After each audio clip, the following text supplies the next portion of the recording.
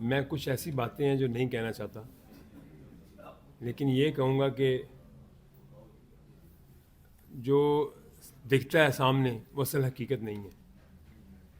یہ دیکھنے میں کچھ اور ہے، حقیقت میں کچھ اور ہے.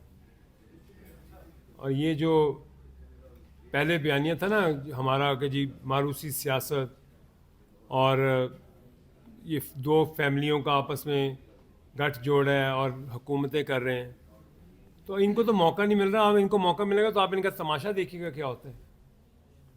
پہلے تو ان کو موقع نہیں ملنا. انشاءاللہ پاکستان نے ایک سیریس ہاتھوں میں رہنا ہے، ایسے مسکروں کے ہاتھوں میں نہیں آنا پاکستان نے. ٹھیک ہے، لیکن خدا نہ خواستہ ابھی اسے آپ کو ان کا تماشا، ابھی تو کچھ ہے نہیں ان کے پاس.